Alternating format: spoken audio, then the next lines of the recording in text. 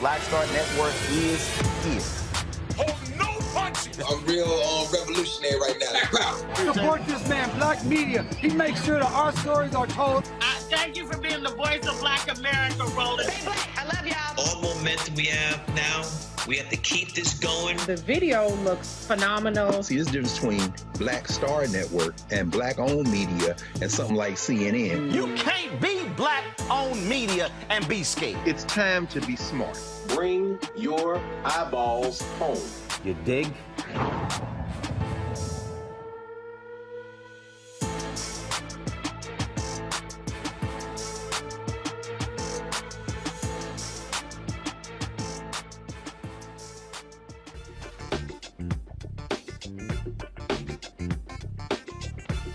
Today is Friday, August 12, 2022. Coming up on Roland Martin Unfiltered, streaming live on the Black Star Network. The Donald Trump warrant is right here. I bet a lot of those Republicans who were running their mouths wish they had kept their mouths shut when it came to what the FBI, the Department of Justice, was looking for when they searched Mar-a-Lago. We'll break it down to you and talk about the national security implications of the classified information that was discovered. Also, one of the 4 cops involved in the shooting death of Breonna Taylor is going to be pleading guilty. Guilty, folks. We'll tell you exactly what that entails. Also, several Georgia police officers are on administrative leave pending, first of all, for being caught on camera using the N-word and throwing a citizen's Ring camera away, recording what they were doing. New York has a polio is circulating in New York. We'll tell you what's going on with that. Folks, please get vaccinated. And also, as midterm elections are approaching, there's a big push to get poll workers. We'll talk to the program manager of Power to the Polls. They will tell us about their efforts to recruit more people in this effort. And today's Education Matters segment, the organization's push to get more black men in the technology field.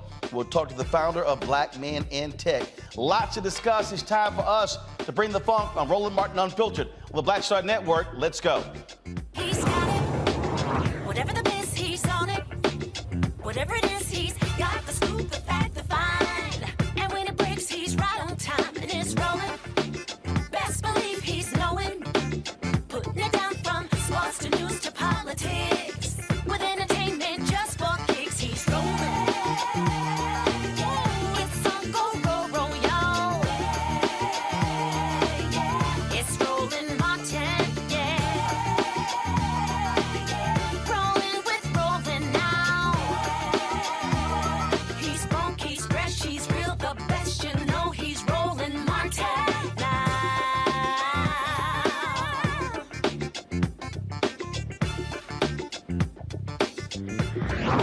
Martin.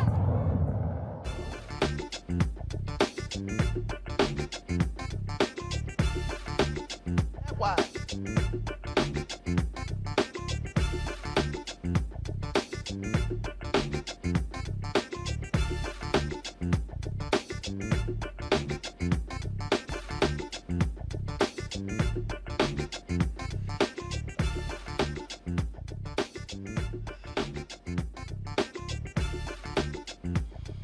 All right, folks, the FBI warrant where they went to Mar-a-Lago has been unsealed. And as a result, we now get to see what's in it. Now, let me tell you how trifling Donald Trump is. This right here is a copy of the actual warrant. It says, notice of filing of redacted documents. Let me tell you what that asshole Trump did. They actually they gave a copy of the warrant to Breitbart, Fox News, and the Wall Street Journal, did not redact the document. So what's in it? The actual names of the FBI agents. Yeah, that's what's in there. One day after a crazed, deranged individual shot at the FBI office in Cincinnati, he was killed. That's, folks, what you are dealing with. Now, the FBI recovered nearly a dozen sets of top secret documents from Mar-a-Lago. And again, folks, people are unpacking exactly what was there. Now, all those Republicans who rushed, who said, they were wrong for doing this. Now, a lot of them got their mouths shut. Now they want to talk about, where's the affidavit? There's all kind of drama that they're involved in. A federal judge, folks, in the Southern District of Florida, again, unsealed the documents related to the search on Monday. The unsealing comes a day after Attorney General Merrick Garland came out and stated what happened and how they wanted the public to see what's going on. Now, again, it was an informant who told them about what potentially could be there. This, folks, is one of the issues. Donald Trump, of course, he's all upset. He's mad. And now they're trying to make other accusations. But the bottom line is he is being investigated for violating 3 espionage areas. And so let's talk about this whole thing right now with Dr. Nola Haynes, adjunct professor at Georgetown University in the School of Foreign Service. Doc, glad to have you here. I saw you on Twitter talking about this here, so I said, well, look, we got to get on the show. So talk about the national security implications of what it is the Department of Justice says that they were able to uncover or were looking for at Mar-a-Lago. Well, first of all, thank you so much for having me on. I'm really excited to actually talk about something within my wheelhouse. So there are a few things that we need to, I'm just being honest, like I'm very excited about this. I mean, not because of what's happening to our country, but the fact that this is something that I'm very passionate about. So because of that passion, I want to talk about some very particular things regarding national security. I'm going to speak less about the legal jargon because that is not my wheelhouse, and I never like to step on other professionals' toes. So I'm definitely going to talk about the kind of broader national security implications here. So what people need to understand that I think some of what people on the right are attempting to do is to normalize this process as, you know, as if to say, well, the president has presidential powers to declassify documents at his or her leisure. That is somewhat true. When we are talking specifically about anything regarding defense, okay, and I really need everyone to understand this particular point. When we are talking about anything regarding our defense, first of all, you don't get to take it home. Let's start there. You do not get to take anything regarding defense home. Right. And then secondly, when you are no longer the president, you can't just decide if you are going to declassify particular top secret documents. And, you know, another point is that there are procedures and processes. Right. And so I'm guessing because this happened in the first place, those processes were not adhered to. No, they were, actually, they were not. So, for instance, Donald Trump went out there and lied and talked about how former President Obama took 33 million documents with him. Well, guess what? The National Archives came out and stated that, no, Obama did not just take them, that he went through all of the procedures, filing of the necessary paperwork, and then they reviewed all of that material that was then taken to be used for his Presidential Library Center. That's what the whole deal there was. And so you're right. A president, while you're president, a president can declassify anything. The president has that authority, but you can't just, after the fact, say, oh, I'm a former president, so therefore, wave the wand, it's declassified. That ain't how it works. Absolutely. Nor can you unilaterally do it either, right? Just because you just wake up one day and just decide that's what you want to do. And first of all, I just want to say shout out to all the researchers and archivists out there, you know, who really dig deep and do their jobs, because this is really why, you know, these people who do this type of work, why they are important to our government. And I just want to say, you know, one thing about the security clearance process, what a lot of people may not realize, this is something that our government takes very seriously. You know, the process in and of itself is arduous, and then there's an entire orientation about the different types of classifications and how you're supposed to handle every level of information, where it's supposed to go, how it's supposed to be labeled, how it's supposed to be packaged. The government takes this very seriously because it is government property. Now, another thing that really struck me with this, because I pay attention to kind of like these espionage sort of situations, just because it's something that me and my dad kind of are just like interested in. But from a security perspective, what a lot of people have to realize is that most of the people who have committed this crime in our country, it is usually because of some sort of grievance they have about the government. And there is no one right now in our country that is more aggrieved than a former president. Like, there are a few, you know, not that the president is a spy, at least we don't hope that he is, but, you know, like famous spies like Aldrich Ames, you know, even though the Snowden case, he wasn't a spy, he leaked information. And then also the Gawadia case, I hope I'm saying his last name correctly. These cases are all motivated by people who had grievances against the United States government, who felt like there was a job that they should have gotten that they didn't get. And we all know this is the top of mind of the former president, that he is so aggrieved. So this is something that I am thinking about in the larger context, because you cannot think about this without thinking about 2020, without thinking about 1/6. There's a through line through all of this. Grievance definitely pushes people to do things that they probably wouldn't have thought that they would have ever done. So that's a really important part of this that we should pay attention to also. Well, here's the other thing, and that is this here. The FBI is also not asserting what is classified. I was just sitting here looking at a tweet someone, this person points out, none of the 3 crimes cited in the warrant turn on whether the information is classified. So they are very specific. They cited 3 areas of espionage. Yeah. Explain to folks what that means. Well, it means, simply put, that you are, first of all, you're taking documents out. So that's the first part. You're not supposed to take documents out of the U.S. government.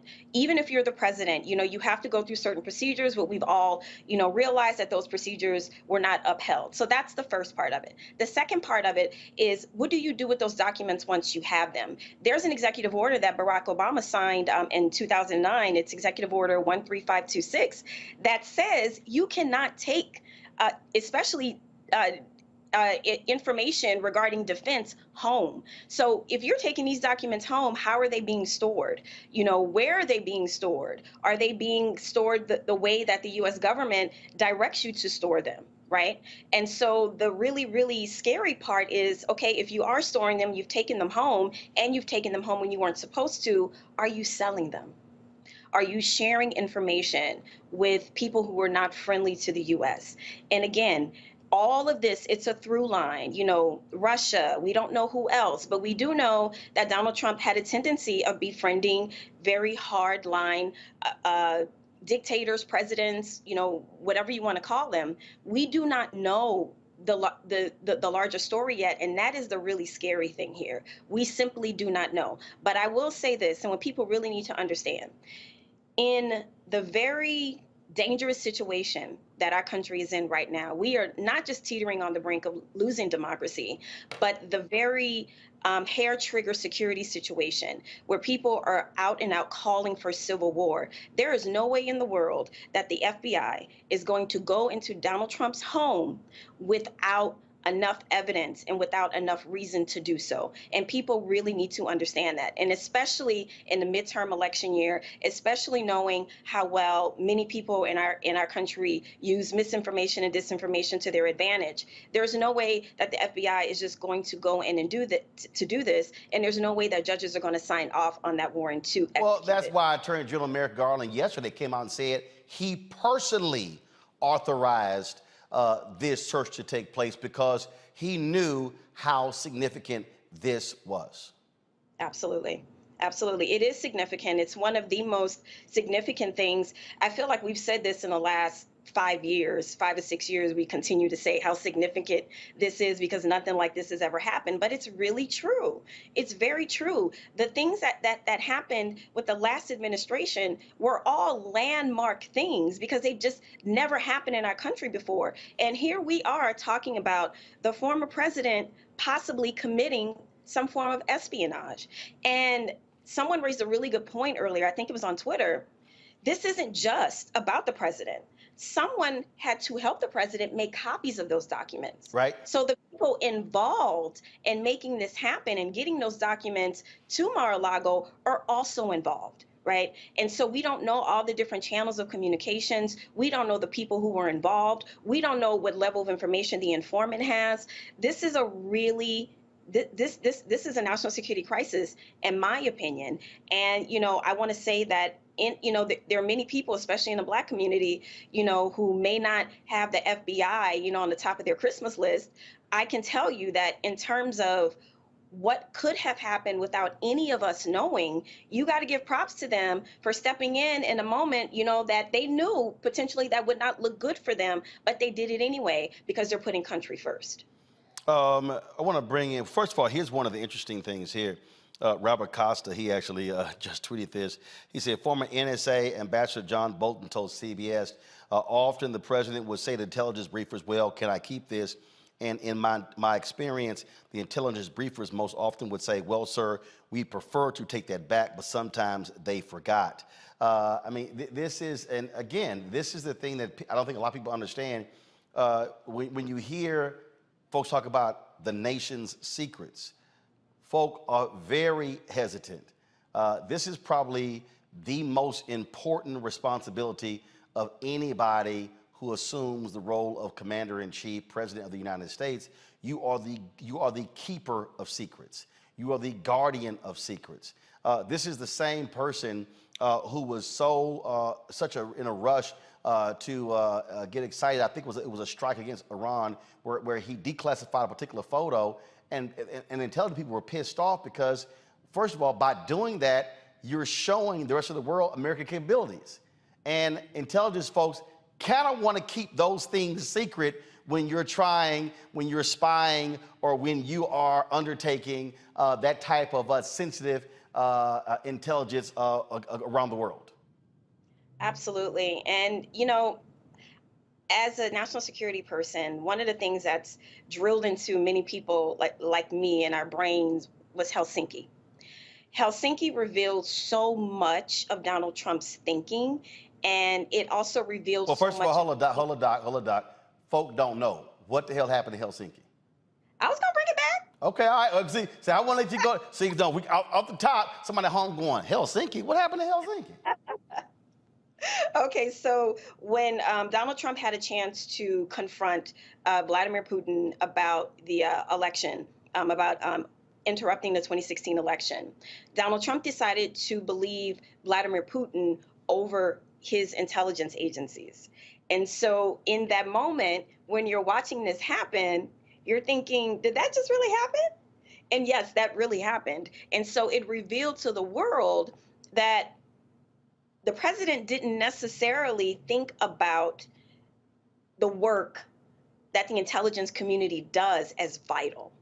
So that's something that I'm thinking about as we are all sitting here trying to unpack this situation that our country is now mired in. So if you have someone in the White House that does not necessarily, respect or really value the work of the intelligence community, you can kind of say, well, I can kind of see how we're here now in 2022. Because if you don't have a respect for what the intelligence community does, if you do not have respect for information, or if you think that information belongs to you, because there were many instances where the former president, acted more like a king than anything else. So maybe somewhere in his mind, he thought the information was his, but it is not.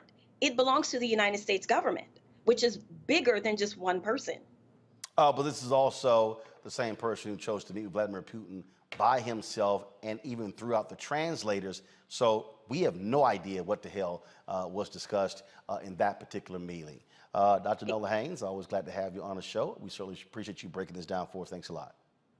Thank you. I want to bring in one of our panelists, attorney Matt Manning. Matt, as an attorney, you looked over this warrant here. Just what stands out for you with what the FBI and DOJ were doing? What stands out for me is the fact that the Justice Department, in my estimation, played this the right way. I mean, Trump tried to go bullhorn and, basically establish his narrative first, but they called his bluff and said, look, we want to unseal it. The fact that the AG himself looked at this search warrant and authorized the search warrant lets you know from the beginning that they wanted to give it appropriate gravitas.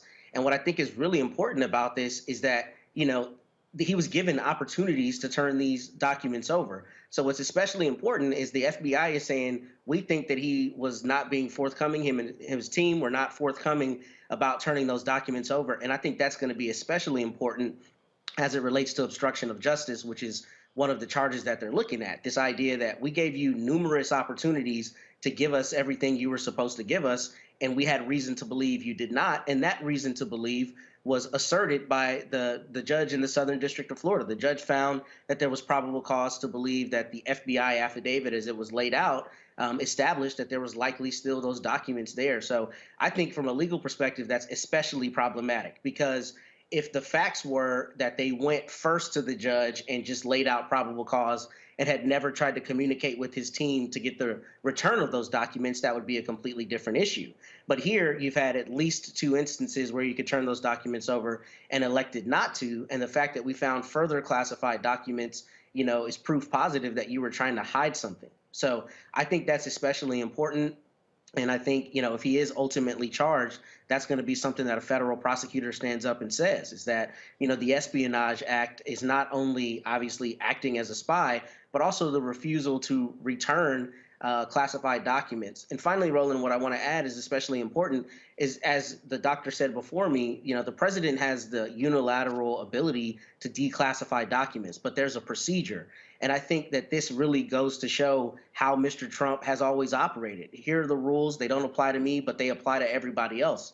And if you don't follow the rules, then you find yourself in a situation where they're kicked during your resort, as they would do any other citizen in the United States, because once he left office, he became a private citizen. So I think the FBI and DOJ has played this well, because I think they goaded his team into making public what they had clear right to do under the law and as asserted by the judge in the Southern District. Well, that's one of the things that I find to be quite hilarious. Going to bring in Killer Bethea, communication strategist, Michael Imhotep, host of the African History Network show, panelist as well.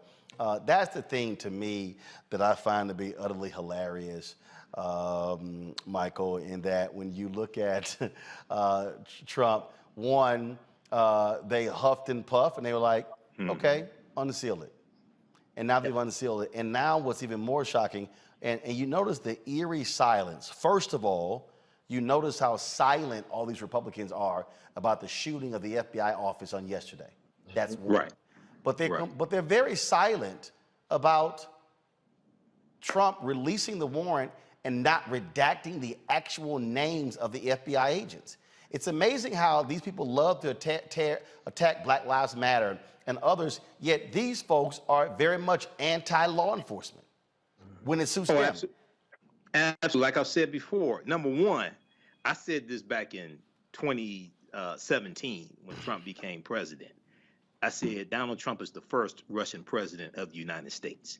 Now, you mark my words, you're going to find out that's true. I said that back in 2017 because I was warning our people in 2015 and 2016 about Donald Trump. And one of my sources for the information was the information that Malcolm Nance was putting out in his book, The Plot to Destroy America, something like that. Malcolm Nance was right on point with this information. He's ahead of his time.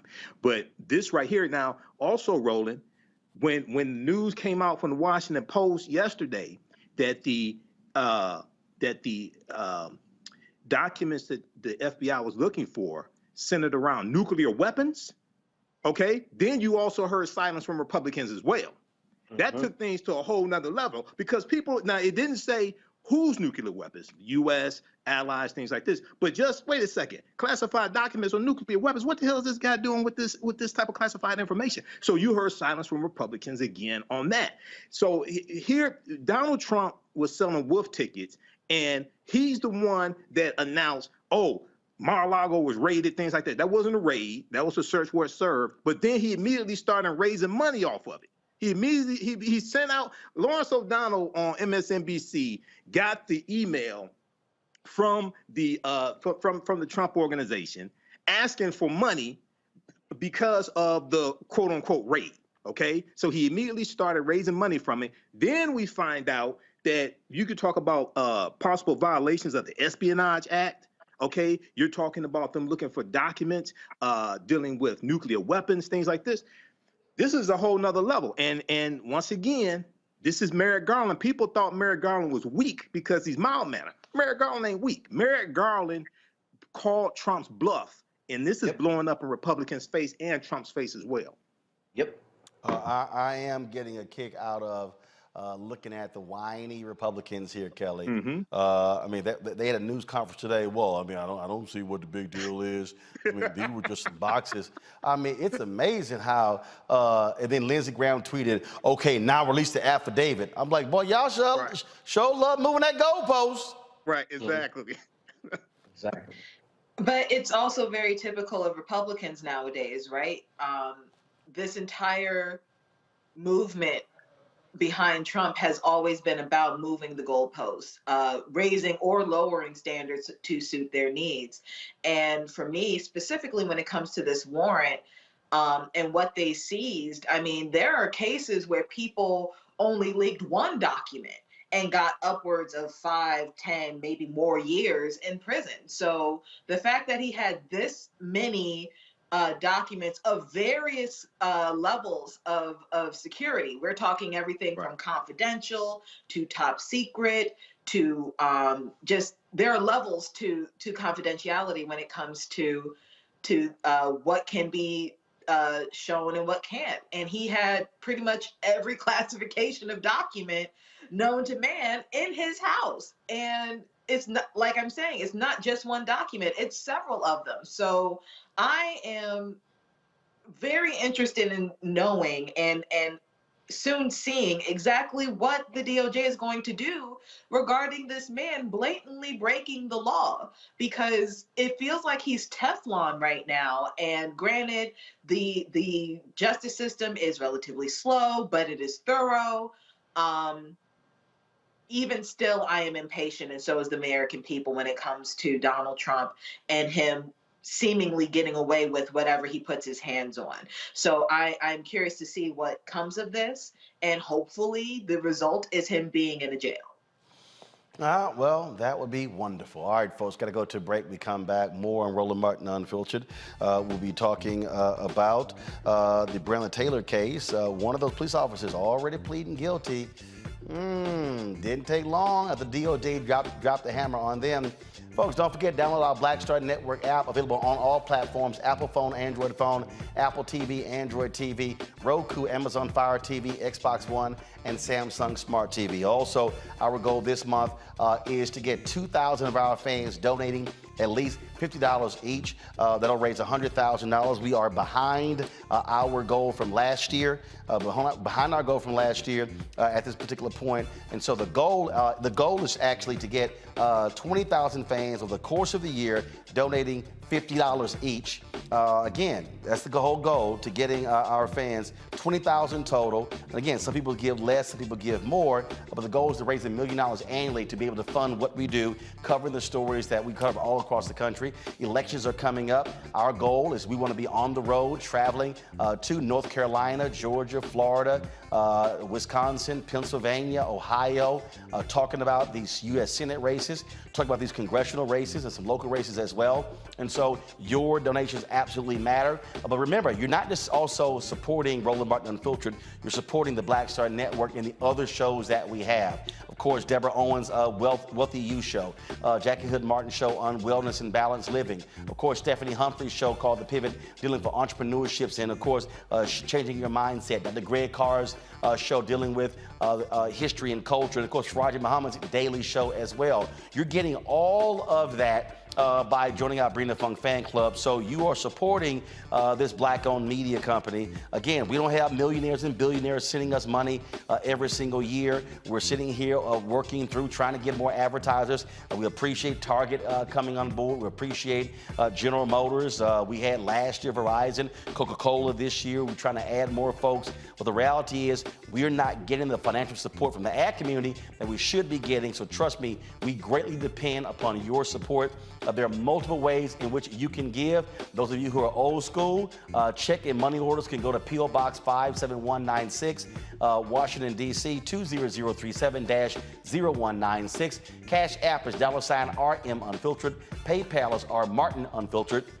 Venmo, and we only have one Venmo. Someone sent me an email saying there's a fraudulent Venmo. I'm checking into it, but the only Venmo that we have is RM Unfiltered. The only Venmo, RM Unfiltered. What you see right here, these are the only accounts that we have. There are no others. And of course, Zelle is Roland at RolandSMartin.com. Roland at RolandMartinUnfiltered.com. Folks, we'll be right back.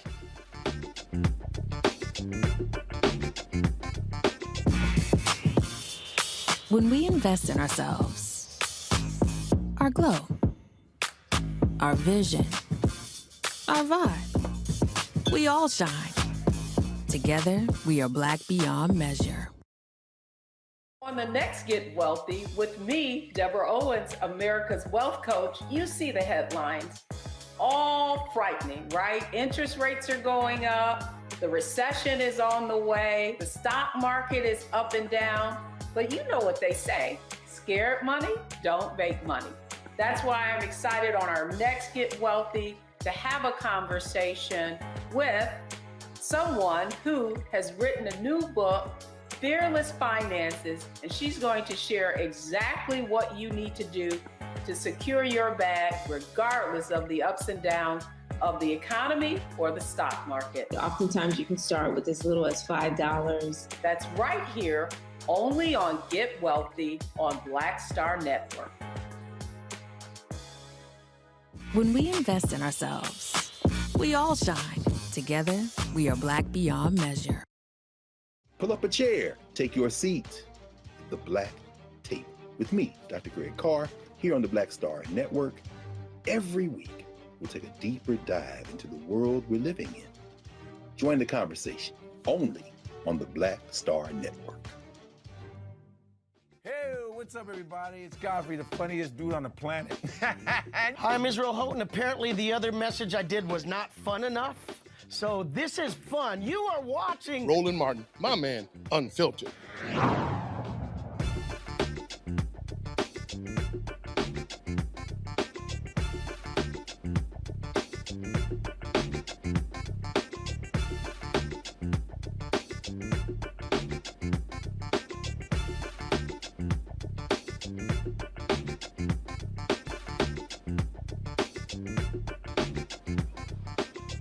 All right, folks, one of the cops that the Department of Justice charged with the death of Breonna Taylor is going to be pleading guilty. Former Louisville Metro Police detective.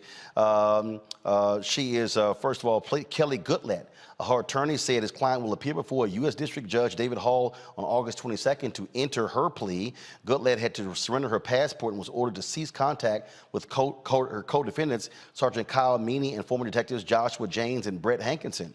With Goodlatte's guilty plea, she's expected to testify against her colleague. This will be the first criminal conviction related to Breonna Taylor's death. This, of course, comes on the heel of the Department of Justice again announcing these charges where they hit them, first of all, conspiring, if you will. There was with conspiracy, if you remember. Talking about how they were meeting in parking lots trying to plan their stories as well. This right here, finally, some form of justice for Breonna Taylor, Kelly, and it says a whole lot that already one of these cops, remember, the ones who get the first plea in, they're the ones who get the most leniency, and so by her pleading guilty, she's going to be rolling on those other three. But it's also kind of bittersweet in the sense that we are waiting, what, 2 years for some semblance of justice for Breonna Taylor, when we had a Black attorney, state's attorney, who would rather prosecute someone for the destruction of a wall than the murder of a human being. I will never forget that. I will never forgive that. So seeing this semblance of justice is comforting, but we still got a long way to go. Michael.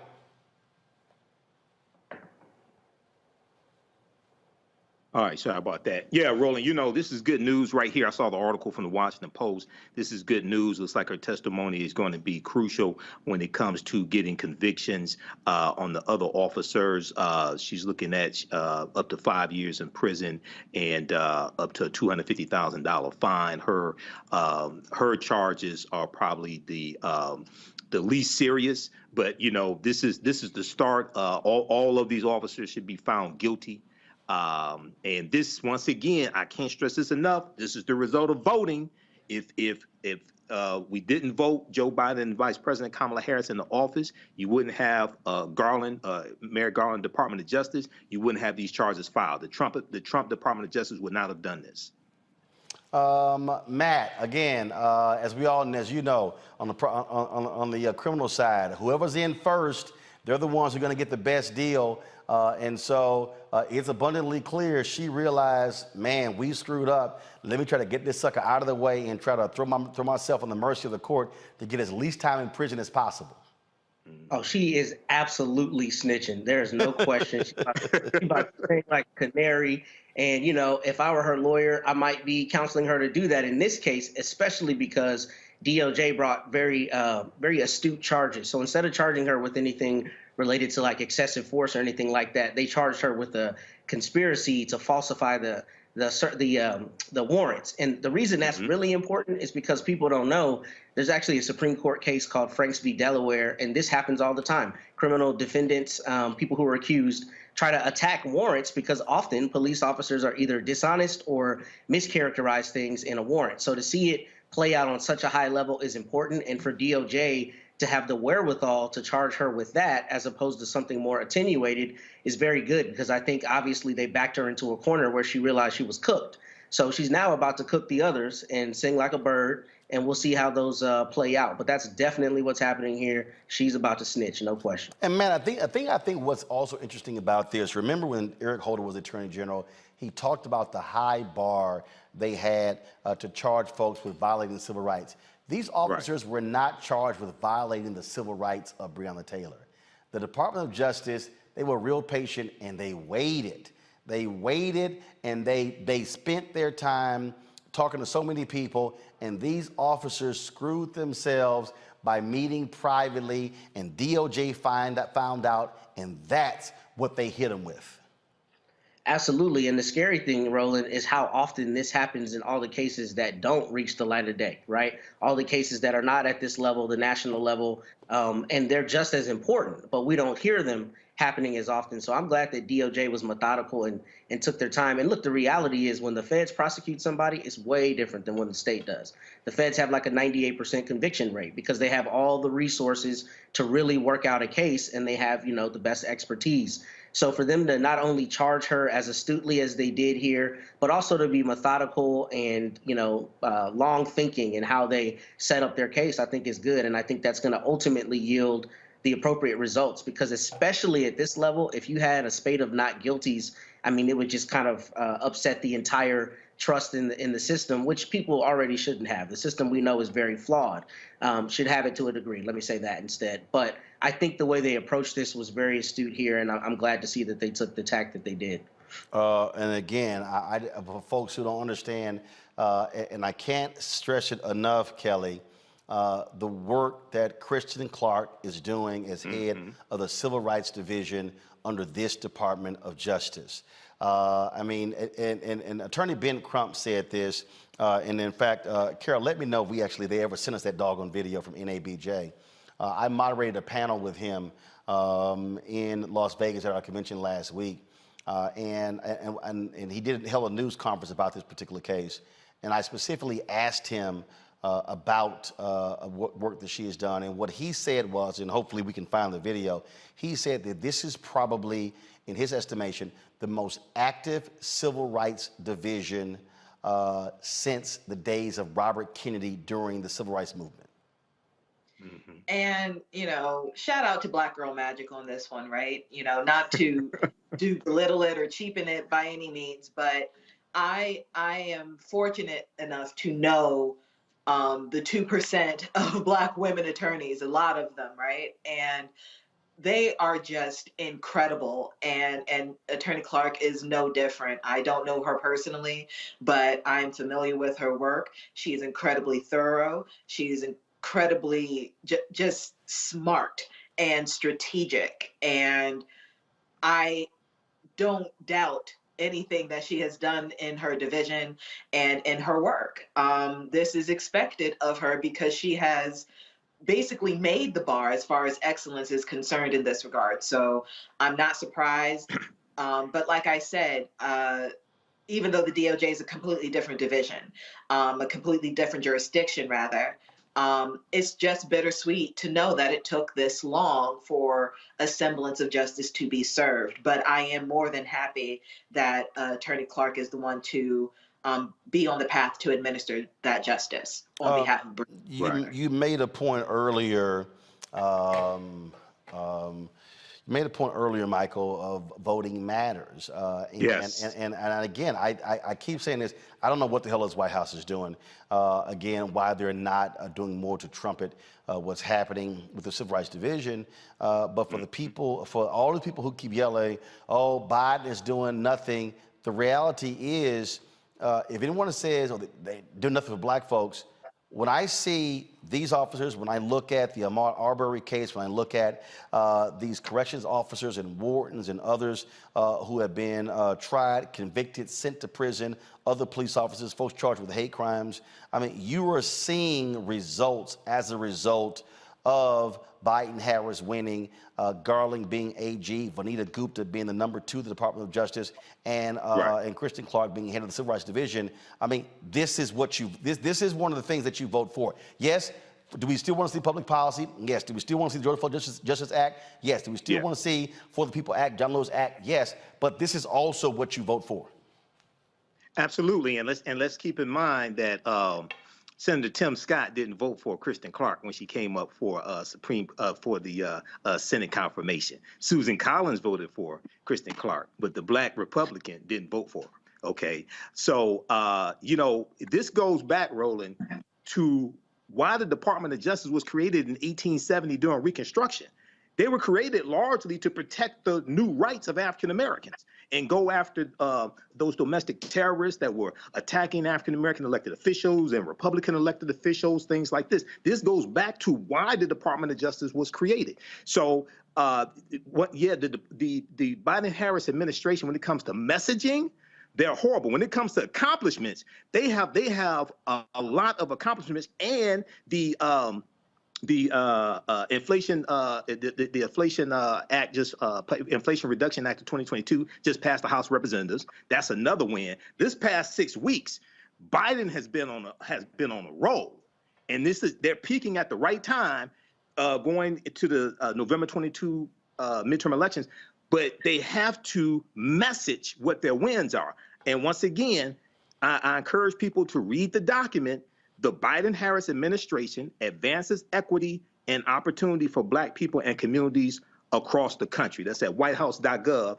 It's a 19-page document. It breaks down how the Biden-Harris administration policies are helping the African-American community. And this is only through February 28th of 2022. So the Emmett Till anti-lynching bill is not in this. Judge Ketanji Brown Jackson is not in this. Many other wins that they have is not in this. So they have a problem with messaging, but also many of our people have to do better reading as well. Yeah, but again, I just want people to understand again why people act like, oh, these elections are no big deal. No, they matter, and Absolutely. You got to show the hell up. And this is why you can't be asleep at what happens in November with these midterm elections. All right, folks, got to go to a break. We come back on Roland Martin Unfiltered. More news of the day. We'll be talking about, of course, our effort to get more Black men in tech, an education initiative we'll be talking about in our Education Matters segment. Also, our Black and Missing segment that we do every single day. We'll have that coming up on today's show. Also, NFL retirees finally are getting more money after, of course, they threw out that race-based testing. We'll tell you about that as well. Folks, don't forget, if you're watching on YouTube and Facebook, be sure to hit the like and the share button. Same thing if you're watching on TikTok, LinkedIn, Instagram, all the other platforms we stream on. Love to see your comments on the Black Star Network app as well. And so we should be easily over 1,000 likes on YouTube and Facebook, so please hit that button. Well, Facebook not as much, because I keep telling y'all Facebook is totally screwing us when it comes to notifying y'all when we actually go live. And just so y'all know, I actually emailed several executives at Facebook on this very issue. I emailed them a couple of weeks ago. Nobody's responded, not one. And I specifically asked him why is that we're being throttled. Like right now, if I look at our numbers, there are 224 people watching on Facebook, where we used to get 2,000 to 3,000 watching. But it's all by design. What Facebook is doing, Facebook is trying to force us, just so y'all understand, Facebook is trying to force us to pay money to boost to the people who already follow me. And so a lot of y'all who are people on Facebook, they turn on their live notifications. So when we go live, it's supposed to pop up on their phone or iPad or computer. Facebook literally is throttling that. And they've said to me twice, oh, there's a glitch in our system. Okay, I've now asked about that glitch multiple times now, and nobody wants to return the email. Maybe I should start calling their names. Maybe I should do that. Maybe I should call the names of the people I actually email. So that's why, folks, you seek, and so this is how, so if y'all want to understand, I keep telling you how these things are linked. So there are 1.3 million people who follow me on Facebook, okay? So Facebook doesn't want the creators making the money. They want to make the money. So by them throttling down your followers, they're hoping that I'm going to start paying them to reach the people who already follow me. Well, that's why we created the Black Star Network app. Now, I told y'all what these things cost. To do our own, have our own OTT channel, and that's what the Black Star Network is, it's $160,000 a year. Yeah, not a one-time fee. And so when y'all hear me talking about contributing to our Bring the Funk fan club, when you hear me talking about we need 2,000 people this month, because our goal is to have 20,000 people in the course of the year, 2,000 people this month at $50 each, which comes out to $4.19 a day, 13 cents, $4.19 a month, 13 cents a day. Well, it's to help us create our own app, because guess what? There's no throttling on our app.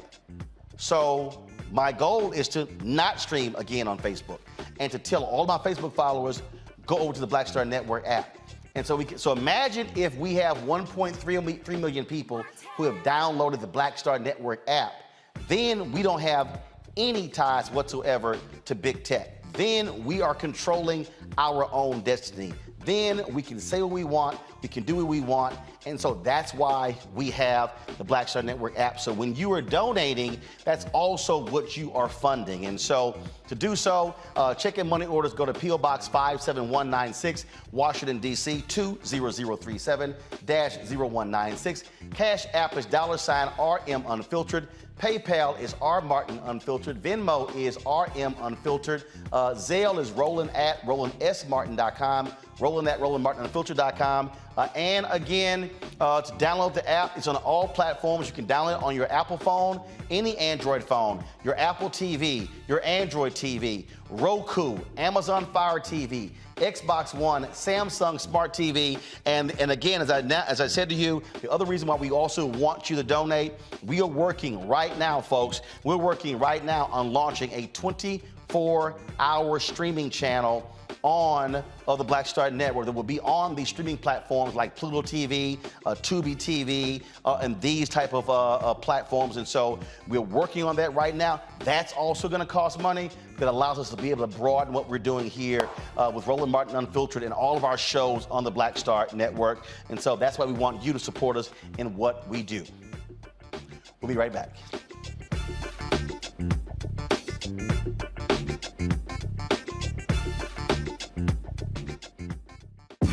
When we invest in ourselves, we're investing in what's next for all of us.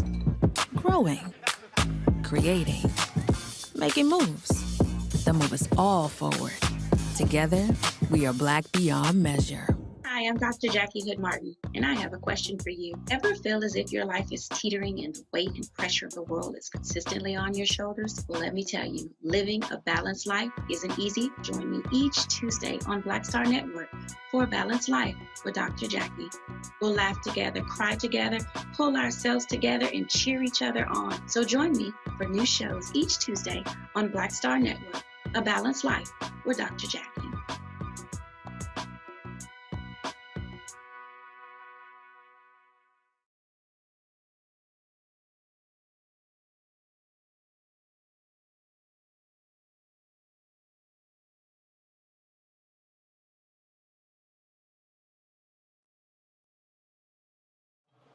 All right, folks, y'all see me rocking the Shibori Pocket Square. You can have one of those as well. Y'all know I cannot do the regular pocket squares. It absolutely drives me crazy. You know, the boring white pocket square, silk pocket square. And so a few years ago, I was reading GQ magazine, and I saw these, and I reached out to the writer, and I said, "Where'd you get these?" And so these were actually they were made in Japan. Is how they actually make the pocket square. So I tracked the company down. It took me about a year to do so, and they had a limited amount of pocket squares, about 900. And so I think we have about 300 left. And so there's one other company that has exclusive rights to selling these in the United States, and I'm the only person who were able to get those numbers. And so we sell those. Of course, our members, our Bring the Funk fan club members, you have a discount. There's a code that you can use to get these Shibori pocket squares. You see them. We have them in different colors, of course. And see what I love about these here, of course. You can have them, you can sort of wear it in where you sort of have the flower effect, and then you can also turn it over and create you a whole different look with it. And so we have them in course of pink, teal, peach, maroon, all sorts of different colors. And so if you want to check these out, pull the graphic up, please. Y'all go to rolandsmartin.com/pocket squares. And not only that, some of y'all have seen me rock the feather pocket squares because y'all know I can't be regular. I mean, I got to do stuff a little bit different. And so my sister, she actually designed those. And so those are customized pocket squares. You can also order those on the website. And so again, if you are looking for a different look, fellas, if y'all looking to dress that thing up and you don't want to be regular, I understand because I'm the same way. What I want you to do is go to rolandsmartin.com/pocket squares, and y'all are able to get that. And again, if you're a Bring the Funk fan club member, we have a discount code for you. And so if you do not have the code, simply hit us up with an email and we'll get it right to you. When we invest in ourselves, our glow, our vision, our vibe, we all shine.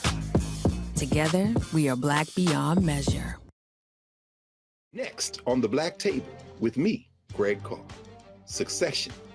We're hearing that word pop up a lot these days as our country continues to fracture and divide. But did you know that idea, essentially a breaking up of the USA, has been part of the public debate since long before and long after the Civil War, right up to today? On our next show, you'll meet Richard Crichton, the author of this book, who says breaking up this great experiment called America might not be such a bad thing. That's on the next Black Table, right here on the Black Star Network. Hey, I'm Amber Stevens-West. I'm Avery Sunshine. So this is Roger Bow. I got a message for Roland Ascot Martin. Buddy, you're supposed to be hooking me up with some of these ascots that you claim to wear.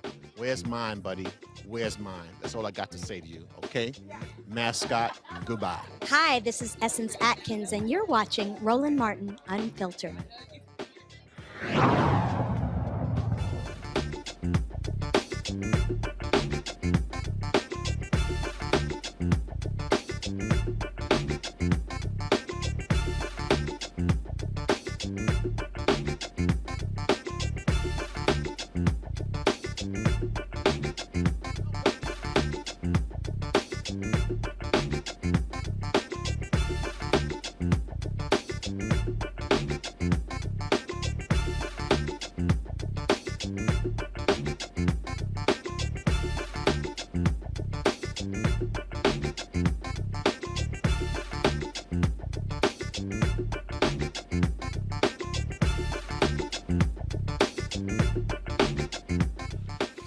All right, folks, I've told you before, my parents have worked for polls for years. They've actually worked elections. They still work the elections, very much involved in various campaigns. And so we need more poll workers, though. Many of our poll workers are older Americans. A lot of them did not want to go to the polls because of COVID.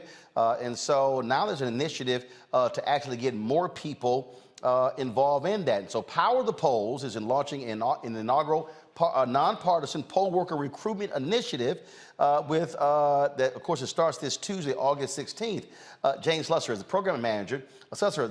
Program manager at Power the Polls. Tell us more about it. Jane, glad to have you here. So, all right, have you been a poll worker? I have not had the pleasure of being a poll worker, but it's awesome to hear that your folks have been, and Like a long time. That's fantastic. And they take it very seriously. Last year, they were with me here in Virginia, and they were with me here a total of 7 weeks. They were here for 4 weeks. They flew back to work a special election and then came back. So yeah, they take that thing serious. Yep. I mean, that's something that we hear from a lot of poll workers who signed up with our initiative, that they have such a wonderful experience that they want to go back.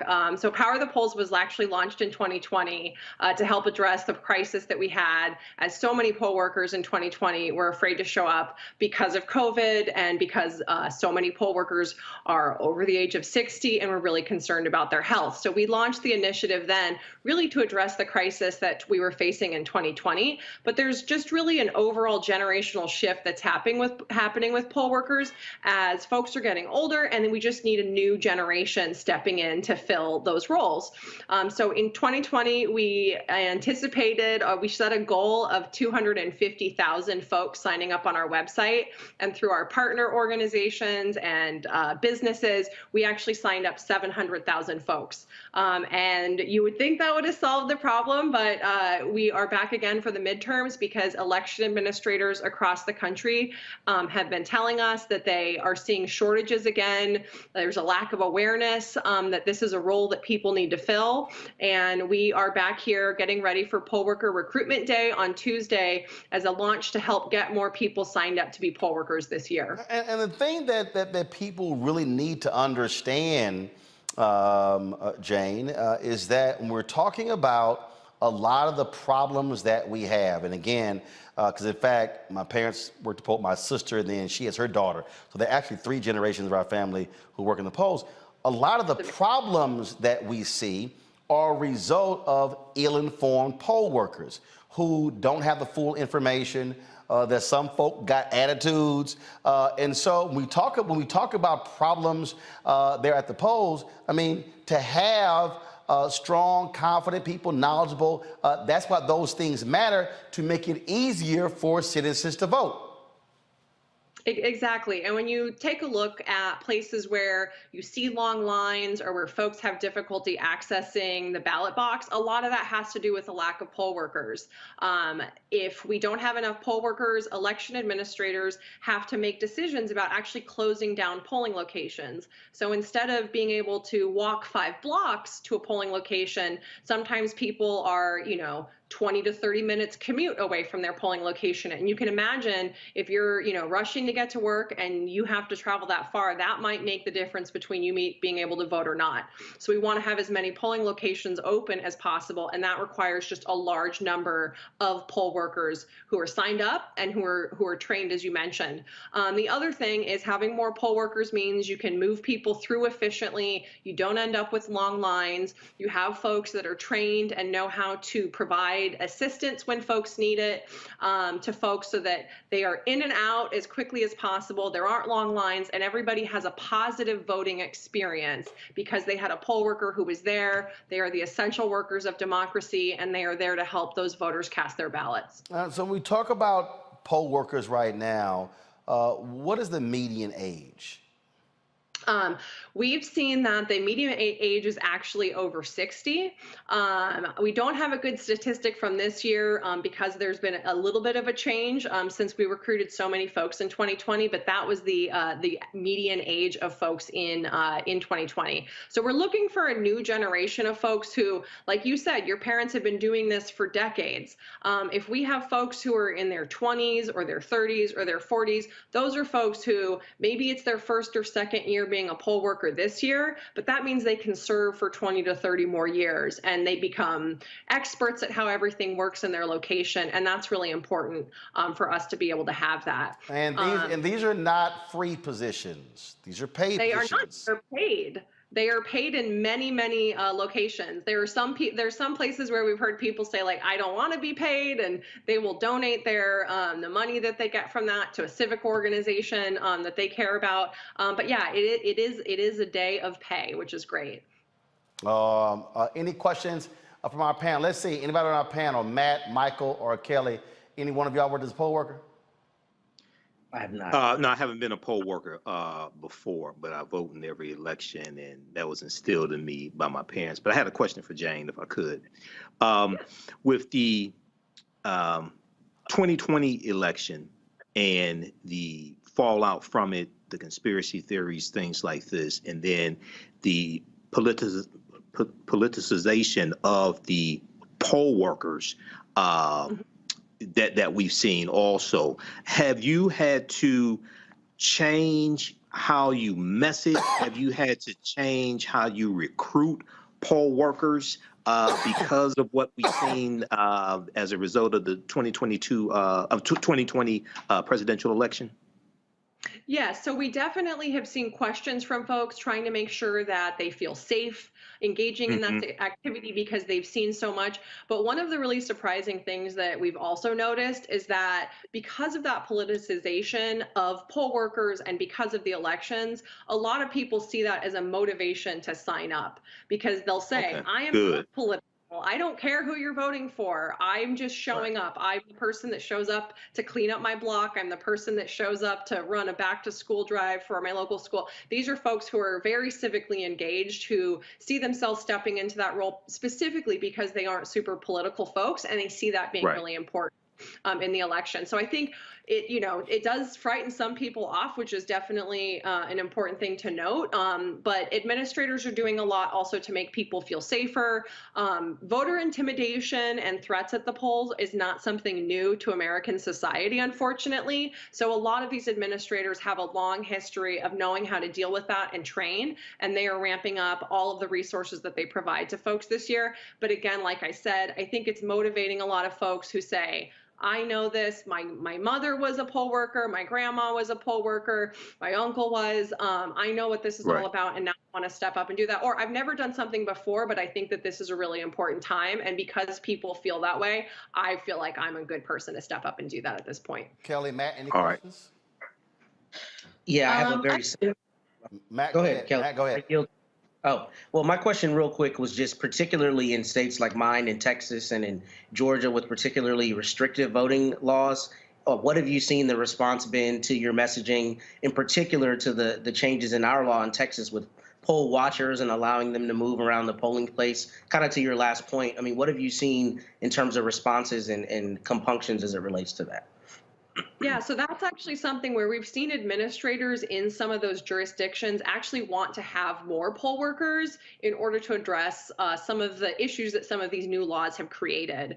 So for instance, in Texas, we know there's some places where they wanted to have more folks signing up as election workers. Most of those people are working on election day, but some of those people are in the office calling folks, notifying them about issues with their ballots based on changes that have been made. And so it actually just makes the need to have more poll workers there more important. And we've seen people stepping up for that, but we've also seen election administrators upping their goals in some places because they want to have enough people because of some of these new laws. All right, Kelly. Sure. So given what we saw in the January 6th committee hearings with the poll workers testifying, has there been any talks of upping security, making these poll workers feel safe? Further, has there been talks of possibly having poll workers from other jurisdictions come into those jurisdictions that are more likely to need security? So maybe an independent poll worker, for lack of a better phrase. What is independent poll? What do you mean, independent poll worker? Like someone who's not in the jurisdiction where people are voting, so that there's more objectivity, at least perceived objectivity, because the whole point of everything that has happened thus far is it looks shady to some people. Granted, it's not. I understand that all of this is propaganda, but to make the poll workers feel safe and these people who believe in the propaganda feel secure in their vote, has there been any talks about either upping security, bringing people from other jurisdictions to these polls? What have the talks been about? Yeah, so I think there's a couple different things. And one of the first is that administrators have been changing some of the training that they provide for folks. They have also had conversations about what sort of security protocols they have there. You know, in many places, there's also concern about not having a security presence because that can be very intimidating looking to some voters. So it's a delicate balance that they have of increasing security, increasing protocols, but also making sure that the polls are welcoming to everybody. There's also been some changes in a few states where legislators have proposed rules around threats and accusations against poll workers and things like that. One of the other things, though, about sort of the difference between a poll worker who's working in their neighborhood versus a person who's working somewhere else, almost everywhere in the country has all jurisdictions have slightly different, or all states have slightly different rules, and jurisdictions will have slightly different applications of those rules within their area. But for the most part, folks really do prefer to have poll workers working in their neighborhood. And you can think about all the reasons why this is preferable. Number one, people don't trust what's going on somewhere else, but they do trust what's going on in their neighborhood. And when they see that poll worker, it's probably somebody that they recognize from their neighborhood. It's also really important when people show up at the wrong polling location. If you live in the neighborhood, you can direct that person to the other place because you actually know where it is, versus when you have somebody who's traveled across the state, they're not going to really know how to engage with those folks. So people really do prioritize placement within a neighborhood because it's so much more important for people to be served by poll workers who are from their community, who look like them, who talk like them, who understand them, and are able to provide the services that that community needs. Well, one of the things that we're seeing, Jane, obviously you had these lawmakers give poll observers. And so for the people who are watching, a poll observer is different from a poll worker. That poll observer can work for a political party. And so they are observing what takes place. The poll worker is the person who's actually responsible for walking people through, checking them in, being able to give them their ballot, make sure it's being placed. And so that's what, so you have that there. And I can tell you when Texas changed their law, the conversations that I heard from poll workers in Texas, they were very concerned because they felt that they were giving more leeway for these poll observers to sort of bear down and be breathing down the necks of poll workers, and that pissed off a lot of poll workers. And so you're seeing that, and they saw a lot of people who quit, who said, okay, I'm not dealing with this crap. And so what we have to understand, so when we talk about elections matter, we also have to understand when Republicans are making these changes, and your group is nonpartisan, but the reality is the political folks, when they are making these changes, they are negatively impacting poll workers and keeping folks from wanting to be, because they say, I don't want to deal with this crap if I've got crazy, deranged Republicans or Democrats coming in here and acting a fool, and we're just trying to do our job. Yeah, and that's why, I mean, our efforts are all nonpartisan, and that's one of the most important things is we have so many folks who are showing up because they feel like it's really important for them to do their civic duty. And again, they just, you know, don't think about it as much. You think about things like volunteering to help with elections or for campaigns in presidential years, and sometimes folks don't think about it during the midterm, and it is just as important for folks to be stepping up now, which is why we have administrators all across the country really focusing on this. I think one of the really wonderful distinctions we've seen between 2020 and this year is just how much administrators are looking to do this earlier so that folks who are a new poll worker this year have time to get trained up, have time to educate themselves and get comfortable with the role that they're going to play during early voting or on election day, so that they're really comfortable going into that, because they are the frontline workers of democracy. They have one of the most essential jobs in our in this country, in ensuring other people in their neighborhood are able to vote. All right, then. Now, first of all, if people are interested, where do they go to get more information? Great. They go to powerthepolls.org. You put in your zip code, your phone number, and your name, and you get connected to a page that has all the information about your local application. Once you get there, you fill out your local application with your local elections office. They take it from there. They sign you up for training. They give you information about your placement, and we help you along. We give you reminders if you haven't filled out your application. We nag you a little bit until you get that in. We, call you the week before Election Day to make sure that you are not thinking about flaking, because you got to show up there. You got to be there early to make sure those polls open on time, and we support you through that whole process. So you go to powerthepolls.org. It takes about 5 minutes to sign up on the site. It takes a little bit longer for you to complete your actual application, and then you're on your road to being a poll worker. All right, Jane Slusser, I appreciate it, and I'm sure my parents do as well, and so they will be there at the polls during the election season. Thanks a lot. Thank them for their service. Thank you. All right, sounds good. All right, folks, got to go to a break. We come back.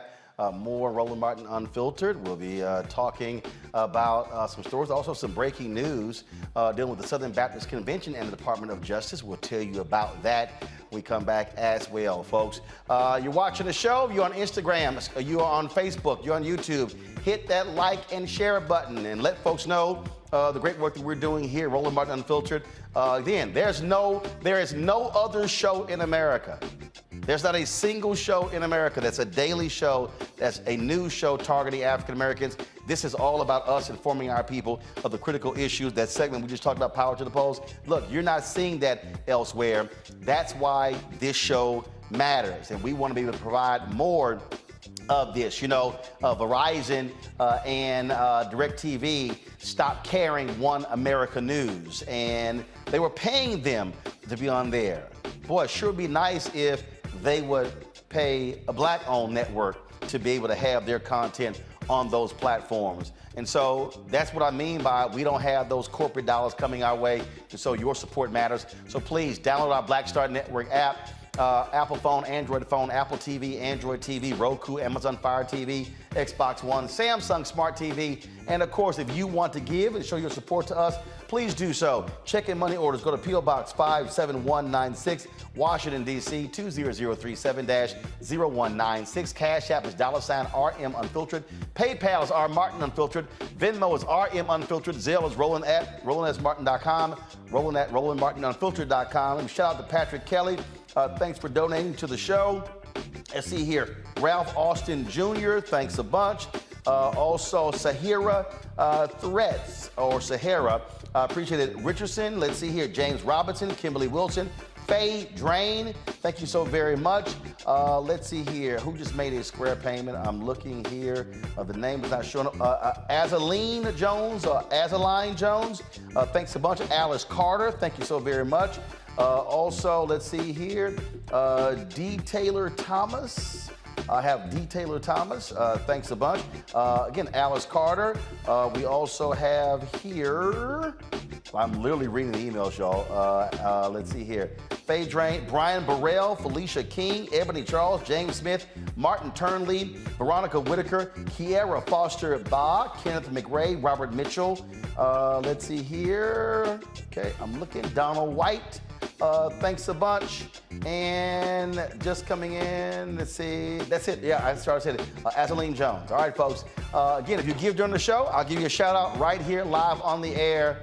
We'll be right back.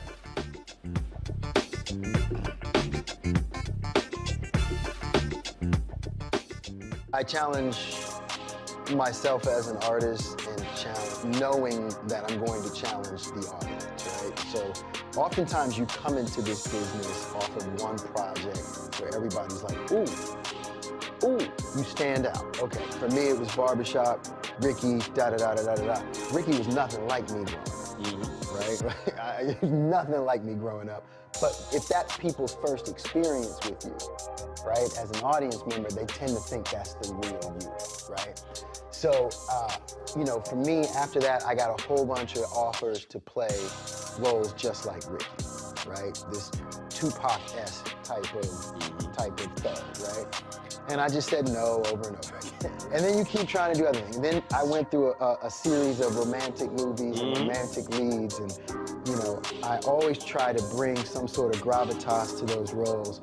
And then it was like, okay, well, but before I get into all of that, let me hit y'all with, you know, For Color Girls, and, you know, step outside of the realm of, you know, what you expect of me to do as an audience member in terms of being this romantic lead and everything.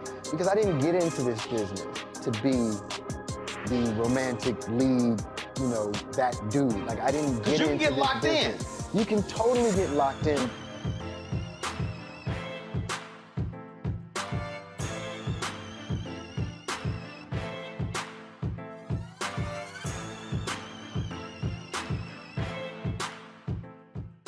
When we invest in ourselves, we all shine. Together, we are black beyond measure. Pull up a chair, take your seat. The Black Tape with me, Dr. Greg Carr, here on the Black Star Network. Every week, we'll take a deeper dive into the world we're living in. Join the conversation only on the Black Star Network. When we invest in ourselves, we're investing in what's next for all of us. Growing, creating, making moves that move us all forward. Together, we are black beyond measure. On the next, A Balanced Life with me, Dr. Jackie, getting back to normal. Is there such a thing? We're about to send our kids back to school when we literally have more questions than there are answers. What does it mean to have a normalcy? How will our kids respond to it? And how are we going to assist them? What can you do to help your kids feel some sense of emotional stability as they go back into the classroom here on A Balanced Life on the Black Star Network?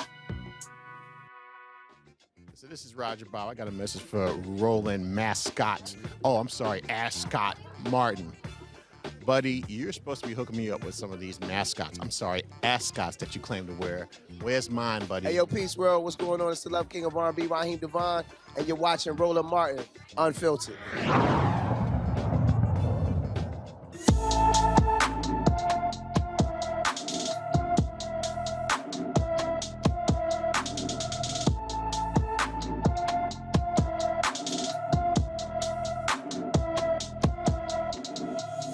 Brianna Jones disappeared from Norfolk, Virginia on August 10th. The 17-year-old is 5 feet 6 inches tall, weighs 190 pounds, with black hair and brown eyes. She was last seen wearing a brown coat and black pants.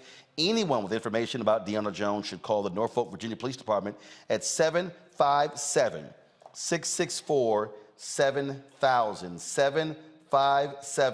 757-664-7000. All right, folks, some breaking news just in. The Southern Baptist Convention, they have announced that the Department of Justice is now investigating them for their handling of sexual abuse claims. Remember, there was a massive report that was released by the SBC that details the failures in the Southern Baptist Convention with regards to sexual abuse. They actually talked about a number of people who were placed on a watch list, different pastors. It showed how they have utterly failed folks who reported sexual abuse, and now they've come out and publicly announced again that they are under investigation as a result of that particular report. Now, this week, the Associated Press released a major investigation on the Mormon Church and detail how they systematically refuse to deal with examples of sexual abuse, how even one particular Mormon told one of their leaders that he was sexually abusing one of his children, and they did nothing. In fact, him and his wife had a child, and he began to sexually abuse the child 6 weeks after the birth. And the Mormon Church lawyer said, don't say a word. This is the Washington Post story right here, folks, with regards to this news. SBC announcing they're the second largest faith group in the U.S. that the Justice Department is investigating multiple arms of the denomination following an internal report that showed the mishandling of sexual abuses. Matt, this is significant, and again, it shows you what happens when you have an aggressive DOJ. This report was damning. It showed how leadership excused, blew off, and ignored numerous claims against preachers in the Southern Baptist Convention. And a lot of these are the so-called, and many of them, white conservative evangelicals who are all about Jesus in politics. Yes. Yeah, and they had a secret list of 700 pastors who had been accused. So one of the curative things they're going to do is have a list or a database of credibly accused pastors, but 700 pastors on a secret list, I mean, is abhorrent, because that shows you that there was a systematic cover-up. And I was just reading about it, and apparently the legal team that represented them had represented them since like 1955. So, I mean, this team was helping to cover this up. And frankly, when you hire a lawyer, it's to protect your interests. But that's a pretty scary idea that you could have a list of 700 people who are known to have credibly been involved in such abuse, and the church didn't do anything by and large, you know, as it relates to all of those allegations. And beyond that, I think it's really proof positive of how big a scale this was happening on, because DOJ customarily leaves this to state and local law enforcement. So for them to get involved is a big deal. For them to be sending out grand jury subpoenas is an even bigger deal, because that's letting them know we've found some credible allegations and we're going to follow them to the end. So I think there will be a lot of follow-up with this story, because there will be some heads that roll. One of the things, as I said, Kelly, we know about for years, several decades now, the investigation that resulted in massive settlements with the Catholic Church. There was a massive settlement with the Boy Scouts of America that led them into bankruptcy, detailing, again, the sexual assault, the sexual abuse of young boys in the Boy Scouts by troop leaders. Then now you have the second largest religious denomination in the Southern Baptist Convention. Very white, very conservative, very Republican. And I hope that the victims of this tragedy get every penny out of this convention, because it is, like Matt said, abhorrent that this is still something that goes on within churches, that this is still within anyone's culture to hide the abuse, specifically sexual abuse of children. Not too long ago, like within the last couple minutes, they did just put out a statement saying, while we continue to grieve and lament past mistakes related to sexual abuse, current leaders across the SBC have demonstrated a firm conviction to address those issues of the past and implementing measures to ensure they are never repeated in the future. We don't know if this is truly in the past.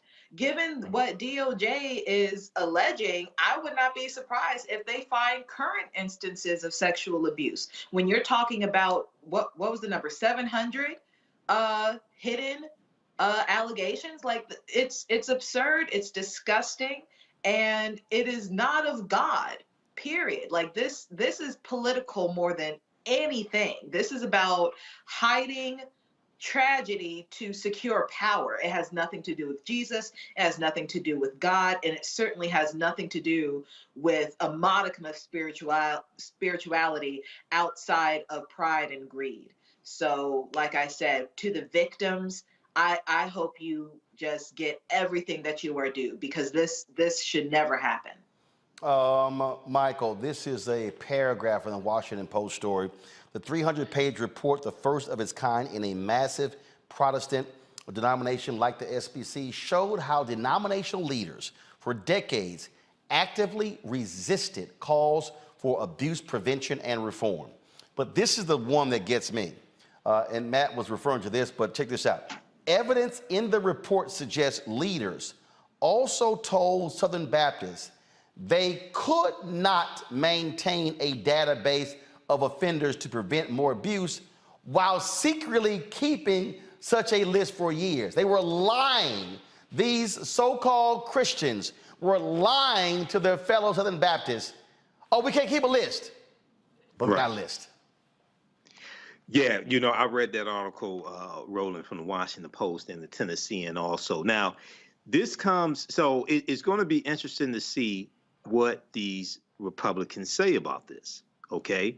Because this is at a time when we see a rise in white Christian nationalism being used to galvanize some factions of the Republican Party for the 2022 midterm elections. Okay, you have coup plotters and domestic terrorist sympathizers like Marjorie Taylor Greene. You have Doug Mastriano, who's running for governor of the state of Pennsylvania, and as governor of the state of Pennsylvania, he will be able to appoint the Secretary of State of Pennsylvania based upon their state constitution. So you listen to them, and they use this white Christian nationalism as a rallying cry, which really reminds me of the Ku Klux Klan, especially the second incarnation of the Ku Klux Klan, which was founded in 1915 by the Reverend William Joseph Simmons, who rejuvenated the Klan after he saw the movie The Birth of a Nation. So this is, and then we deal with, cover up sexual assaults, things like this. Well, this is the same thing they were doing during slavery to African women. Okay, so this is, this is what they do. Now, it's going to be interesting to see how the Republicans handle this, but it's good we have the Department of Justice, because 16.9 million African Americans went out and voted. It's good we have this Department of Justice to prosecute these criminals or alleged criminals as well. Well, I just think that, again, when you see this story, you see how heinous it is. And trust me, folks, if y'all look at that story from the Associated Press dealing with the Mormons, I mean, it was sickening to read. Mm-hmm. It was absolutely sickening to read, where lawyers with the Mormon Church told Mormon leaders, you don't have to talk to authorities. I mean, it was absolutely shocking. Folks, let's talk about hundreds of black NFL retirees who were denied payouts in the $1 billion concussion settlement now can qualify for awards after their tests were rescored to eliminate racial bias. Remember, we talked about that on the show. Well, they were dealing with, they were factoring in this issue of race. Now, it was called race norming. It was being used in the dementia testing, made it difficult for black players to prove they had the kind of cognitive decline, disqualifying them for awards that average about $500,000. Nearly 650 men have had the dementia test automatically rescored, according to a report released Friday by the law firm handling claims against the NFL. 51 now qualify for moderate to advanced dementia awards. Nearly 250 show signs of early dementia. They will receive up to $35,000 in enhanced medical testing and treatment. They all initially failed to qualify because of the race norming issue in testing. The new test is going to results will add millions to the NFL's total payout. And so ain't that something, Matt, where nearly, league of majority black players and race norming was being used and denying those same black players benefits after dealing with concussions and dementia and Alzheimer's all tied to their playing days?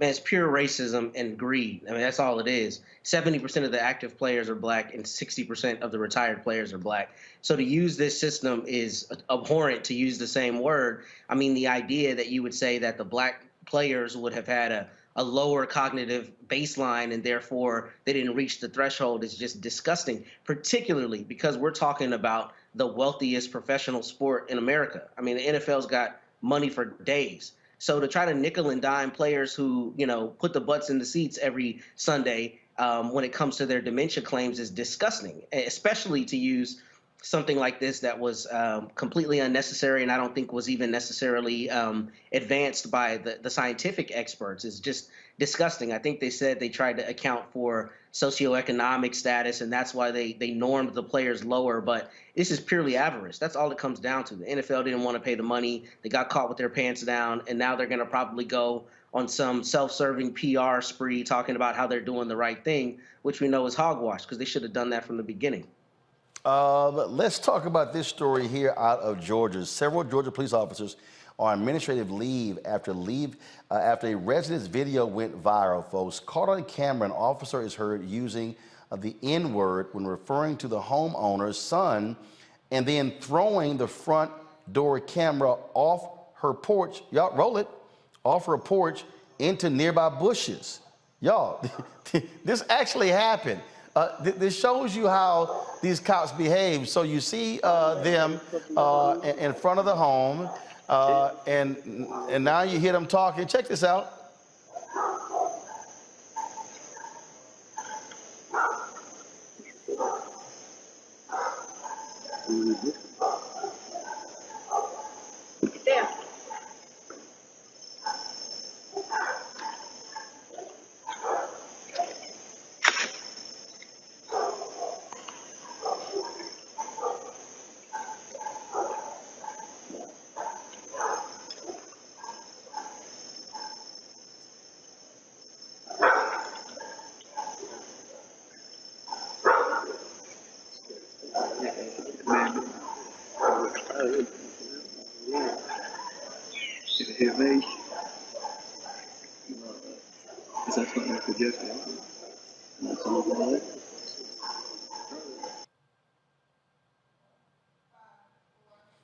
West Point police officers were looking for Tamisha Madden's son. When she learned they were looking for him, she turned him into authorities. Officers Donald Bramlett, Dylan Harmon, Zachary Haybor, Sergeant William Osteen, and Detective Elizabeth Wyjienka are all on administrative leave over the incident. The Georgia Bureau of Investigation is looking into this case. Here's a statement from Madden's attorney, Wendell Major. The family is traumatized and disappointed by the action of the West Point Police Department.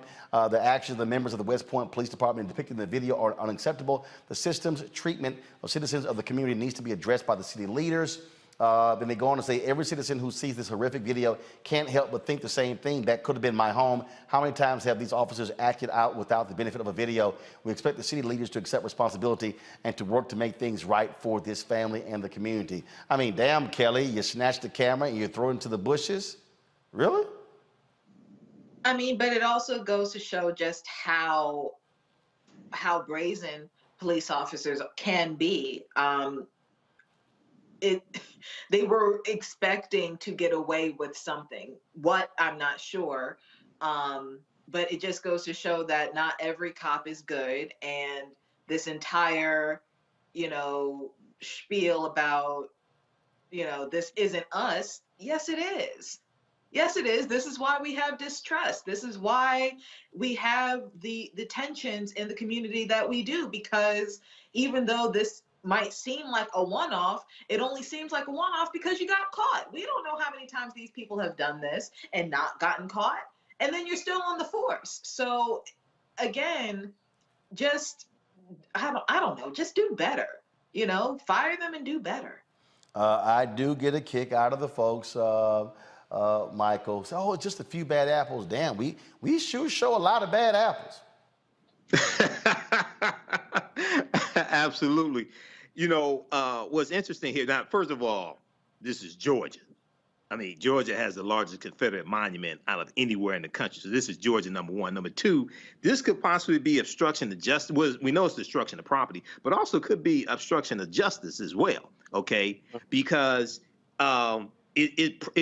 because they took one of those security cameras and threw it in the bushes, it's probably a good thing that her son was not home, because they were there to serve an arrest warrant. It's probably a good thing their son was not home, because there's no telling what would have happened. So yeah, these 5 officers need to be prosecuted, fired, prosecuted, everything. But also, we need to, just like your crazy ass white people segment, Roland, and you say take picture, use your video camera, record these crazy ass white people. When they get fired, we need to apply and get their jobs. We need to do the same thing here. When you got cops like this, they get fired, we need to apply to get those jobs as well, to be the type of officers that we say we want to see also.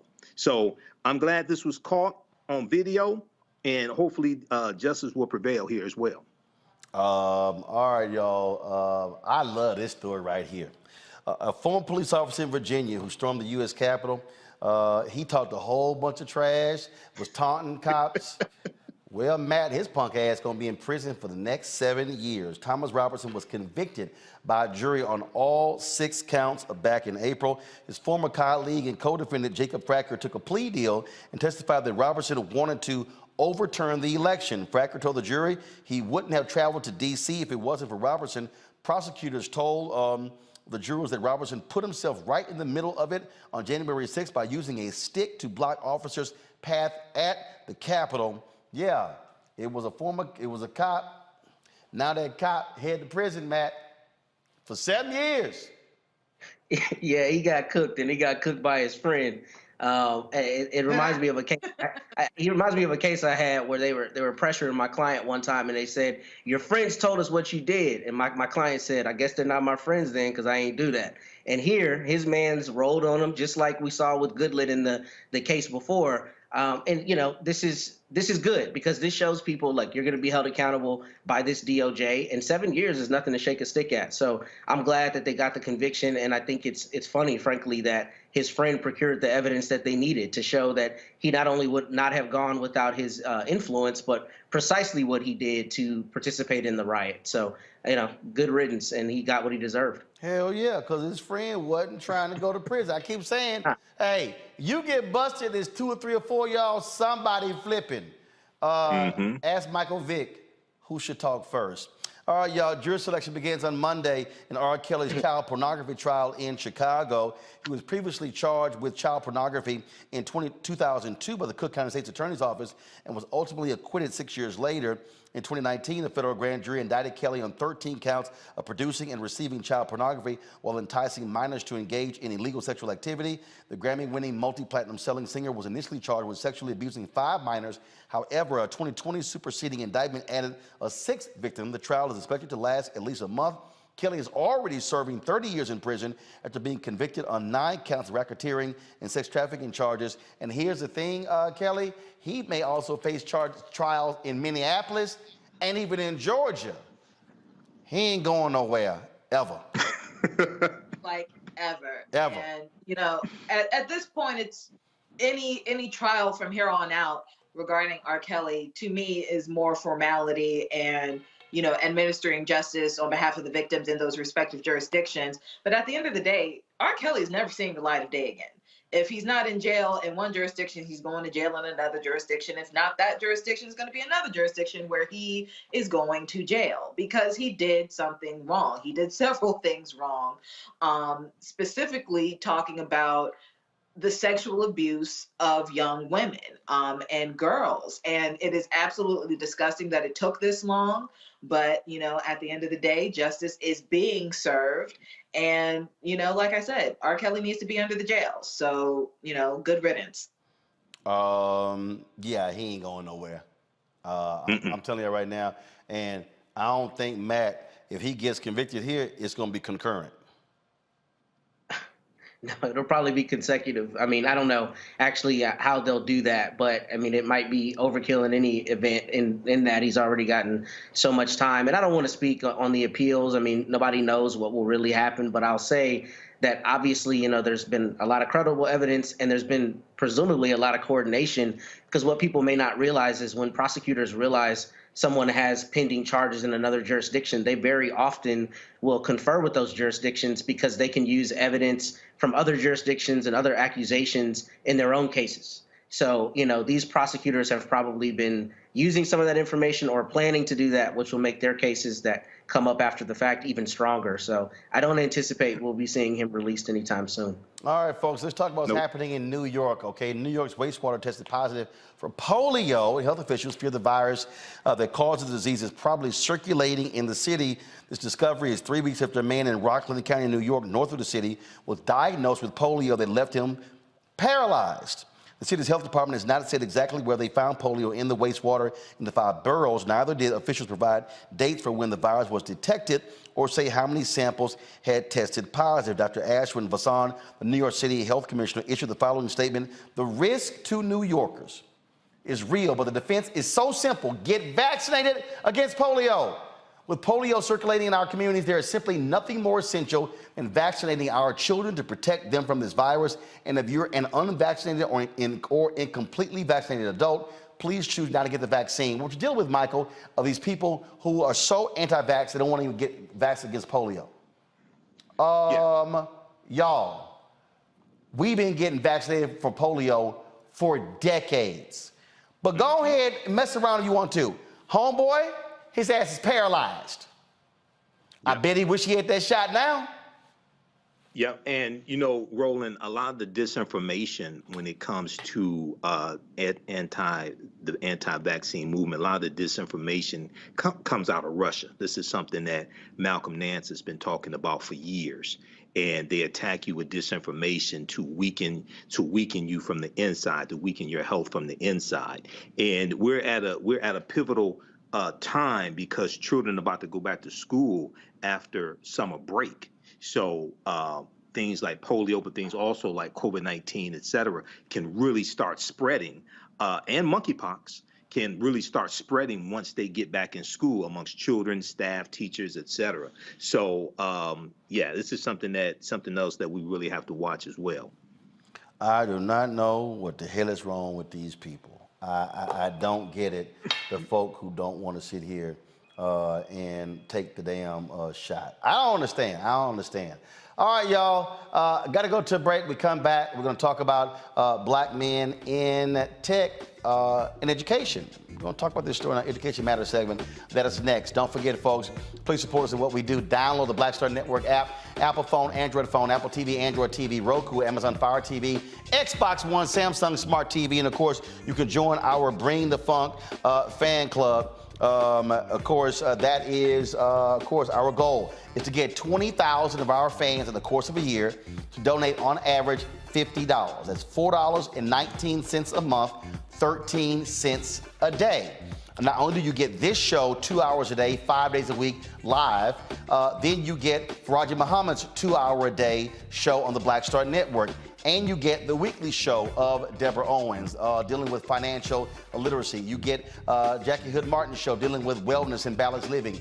You get Greg Carr's show dealing with history and culture. You get Stephanie Humphrey's show dealing with the pivot, dealing with entrepreneurship and technology. You also get Rolling with Roland, our 1 hour bi-weekly interview show. Michael Ealy, our interview is running right now. Fantastic interview with Michael Ealy. You get all of that, folks. We are 100% Black-owned, independent, and so you are supporting the building of this. And let me say this again. And some of y'all saw the LA Times story that was done on me. I greatly appreciate Stephen Battaglio for doing that. Y'all, there is no other black news outlet that is giving you 5 hours of live black news and information every single day. Nobody. Not Essence, not Ebony, not Black Enterprise, not the Griot, none of these outlets.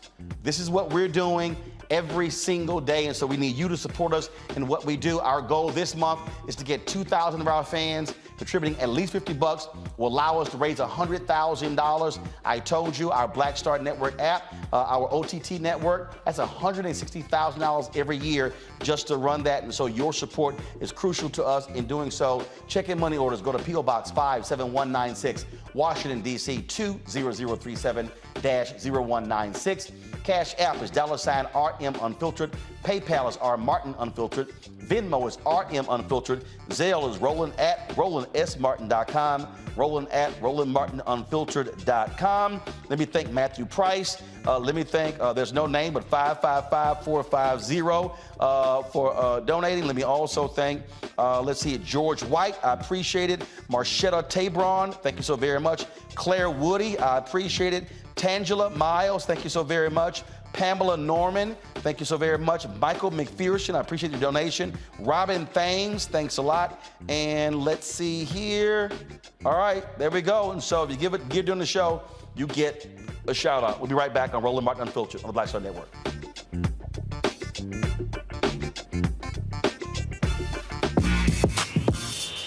When we invest in ourselves, our glow, our vision, our vibe, we all shine. Together, we are black beyond measure. Hi, Hi, I'm Dr. Jackie Hood Martin, and I have a question for you. Ever feel as if your life is teetering and the weight and pressure of the world is consistently on your shoulders? Well, let me tell you, living a balanced life isn't easy. Join me each Tuesday on Black Star Network for a Balanced Life with Dr. Jackie. We'll laugh together, cry together, pull ourselves together, and cheer each other on. So join me for new shows each Tuesday on Black Star Network, A Balanced Life with Dr. Jackie. When we invest in ourselves, we all shine. Together, we are Black beyond measure.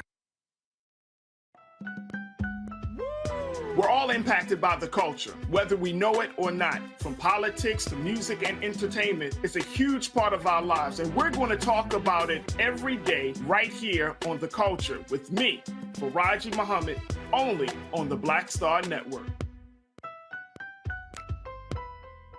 I'm Angie Stone. Hi, I'm Teresa Griffin. Oh, Roland. Hey, Roland, I am so disappointed that you are not here, first of all. Where's our dance? It's like we get a dance in every time I see you. And so now you're not here for me to dance with, sir. You and your ascot. I need it. I need that in my life right now. Okay, I love you, Roland. What's up? I'm Lance Gross, and you're watching Roland Martin Unfiltered.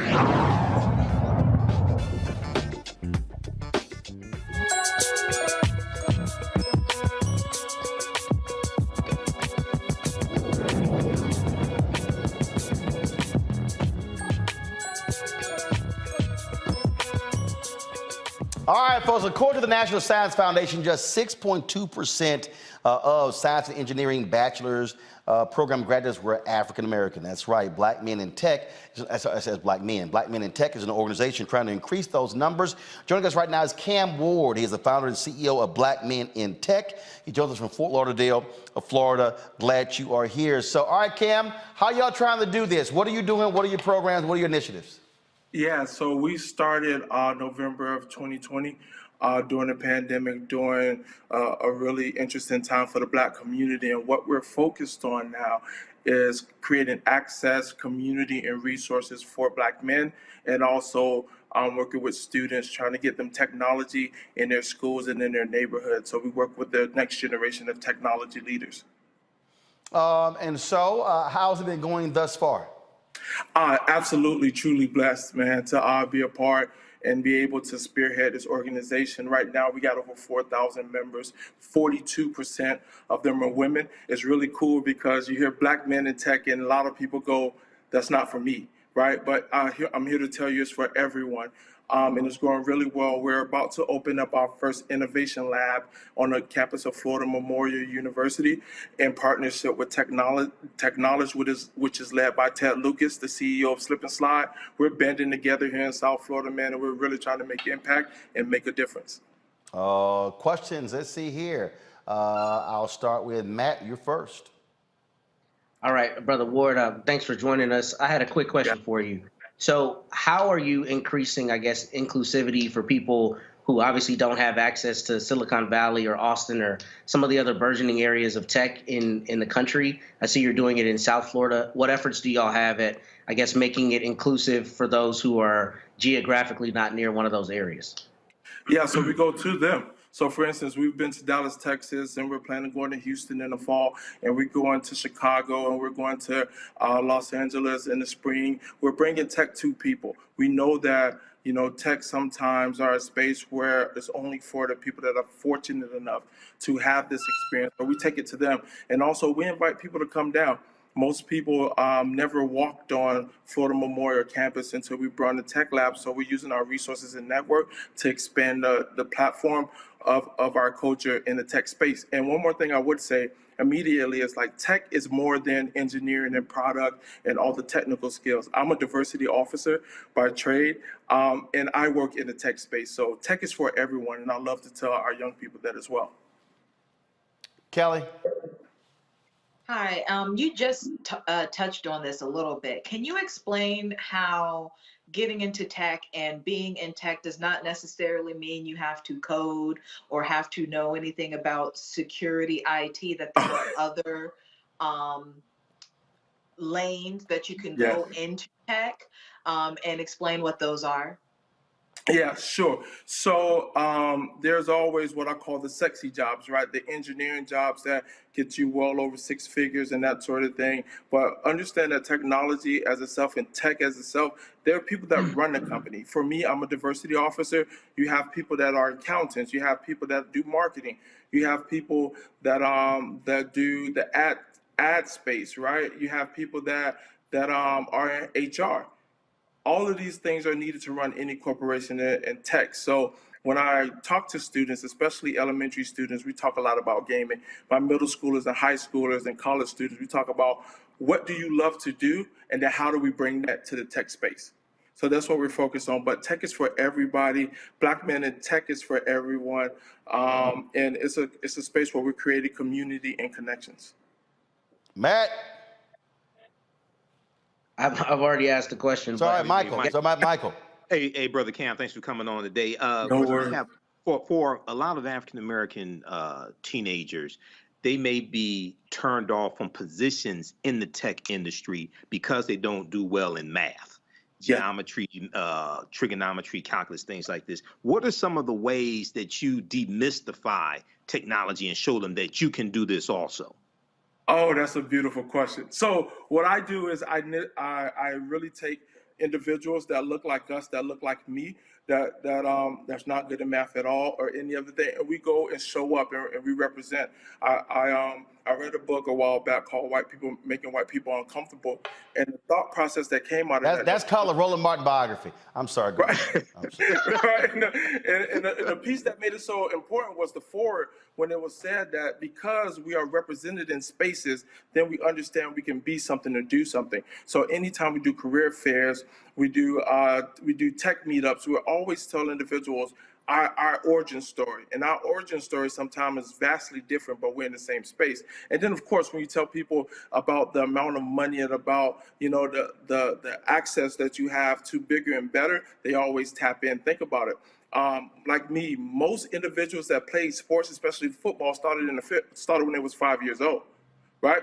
If we start teaching tech to our 5-year-olds and our third graders and our sixth grader, now they know tech is an option. But it takes organizations like us, other organizations that we need to band together in order to get the message out. Where can folks want more information, where do they go?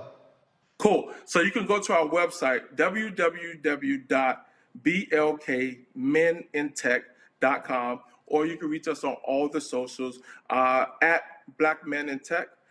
We have a conference coming up October 13th through the 16th in Fort Lauderdale, Florida. It's going to be 60 amazing speakers. We got nightlife. We got brunch. We would love to see everyone come out and show up in our community. All right, then. Well, Cam, we certainly appreciate it, man. Good luck with it. Thank you. And be sure to get with Carol and send one of those shirts, and then I'll wear it I got you. On the show, okay? Got you. Thank you so much for the time. I appreciate it. Thanks a lot. We're almost finished. Michael, you've got something coming up. Quickly tell folks about it. Thank you so much. This weekend, I'm teaching 2 online classes as part of our online courses. Saturday, 2 p.m. to 4 p.m. Eastern Standard Time, I teach Ancient Kemet, the Moors, and the Ma'afa, understanding the transatlantic slave trade, what they didn't teach you in school. Kemet's one of the original names for Egypt. We deal with thousands of years of history and what leads to the transatlantic slave trade taking place. I do a PowerPoint presentation, book references, articles, video clips. The information is at our website, theafricanhistorynetwork.com, theafricanhistorynetwork.com. This is actually a 12-week online course. Sundays, 2 p.m. to 4 p.m. Eastern Standard Time, I teach from the Civil War to the Civil Rights Movement and Black Power, 1865 to 1968. We start in 1803 with the Louisiana Purchase and the Haitian Revolution. We take you throughout history to see what leads to the Civil War, Reconstruction, Jim Crow era, World War I, World War II, Great Migration, Civil Rights Movement, Black Power Movement. Visit theafricanhistorynetwork.com. You can register. We have a bundle pack. You get both classes for one low price as well. And this content is PG-13. You can use it with your children as well. Thanks so much, Roland. All right, that's it for us, folks. This weekend, I'll be at Cynthia Entertainers Golf Tournament taking place Sunday and Monday. So I will be out on Monday, back on Tuesday. So look forward to that. Also, folks, set your DVR. Don't run that list yet, folks. Set your DVR. I'll be on Tiffany Cross's show for the full 2 hours tomorrow. They just hit me about, I have 3 different segments. So tune in to Tiffany Cross tomorrow on MSNBC. And so should I wear a seersucker tomorrow or should I wear an African outfit? Which one? What should I do? Wear an African outfit. Should I wear? Everybody who's on YouTube, y'all quickly weigh in Facebook. Should I wear the seersucker? That African seersucker? No. No. No. Y'all can go ahead and drop Kelly. I know her ass did not just say African seersucker. The hell is wrong with Kelly, y'all? If anybody would have it, you would have it. Kelly, there's no African seersucker. If anybody would have it, you would have it. There are stripes. We have ain't no African seersucker, Kelly. Lord have mercy. Lord Jesus. All right, y'all. So y'all let me know what I should rock tomorrow on Tiffany Cross. Last time I had a black and gold African outfit on, so I might rock something like that similar, and so we'll see. So again, I do have one more thing, since Michael said something. Well, Michael asked. Well, hold on. First of all, let's be clear. Michael asked first. See, Michael asked. He wanted to get clearance. You know, right. Well, I didn't think you would say yes. Okay, Kelly, what you got? What? I am in a pageant that is taking place on August 19th. So next Friday, so I won't be on your show next Friday. I will be in this pageant, Miss Full Figure DMV Plus. And if you are in the DC area, please follow me on Kelly Combs, and I will give you all the information to attend and cheer me on. Matt, you got something? We're cheering you on, Kelly. No, I have nothing beyond you. I just wanted to tell you cleaner than a Board of Health today, Roland. Well, you know, I knew you were going to show up in a T-shirt, so I had to go ahead and... They do. The brother can't even take a compliment. That coat is fire, though. That coat is fire. I got to tell you. Well, you know, I said, let me go ahead. So normally I'm rocking. So here's the deal. So I wore suits every day. I was on TV One, and I said, so when we started this show, I said look, I have a different look. It's digital. I wear different message shirts or whatever the heck. And so I literally got about 150, 160 suits. And I'm talking about, I probably have worn 5 suits a year since we launched this show. I won 2 this week. So I just felt like, I think some people they must have forgot how brother could clean up. So I said, well, let me go ahead and break out the pink seersucker jacket with the white linen pants. You know, I just want to just remind some folk because see, a lot of folk today didn't see me when I was on CNN. They didn't realize how I used to slay them fools wearing them blue and boring ass blue suits and gray suits. And so I said, let me go ahead and just let folks know how brother do it. So that's why I decided to do it. So I'll bring back the message shirts. We got elections coming up. I got about 40 vote shirts. I'll be wearing those. Yeah, I see with your little Howard shirt. I got you.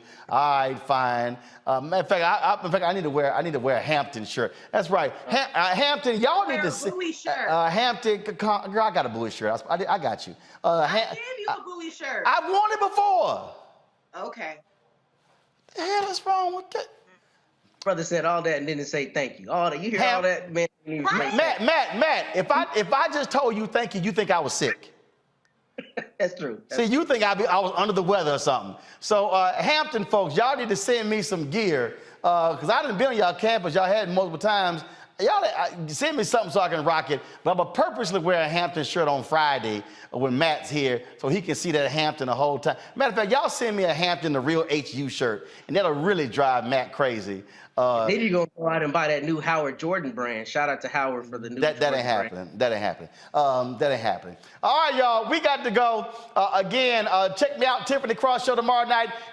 Tomorrow morning on MSNBC. This weekend, I'll be from the Seth the Entertainer golf tournament. I'm going to shoot some video. I'll have some for y'all. Check me out. I might be going live on Instagram, TikTok, Snapchat, to some of the different platforms, showing y'all some stuff. So y'all know how we do. And then, of course, I'll be here next week. And don't forget, y'all, again, your support really matters. And so, y'all, you know, trust me, what we are building, and I'm telling y'all, I got an email. Matter of fact, I got an email. I'm just going to share this with y'all. Okay, I initially was not going to share this, but let me share this with y'all because some of y'all think I'm joking, but we are literally working on, as we speak, this whole deal. And the email I got from the person working with us for our distribution attaches a spreadsheet that summarizes the communications we've had to date with various distribution platforms.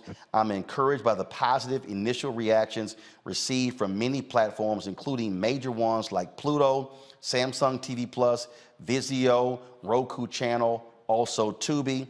And then in the coming weeks, we'll have follow-up calls and exchange term sheets. So we are working, folks, to launch a 24-hour fast channel, a streaming channel that will be available on all of those platforms.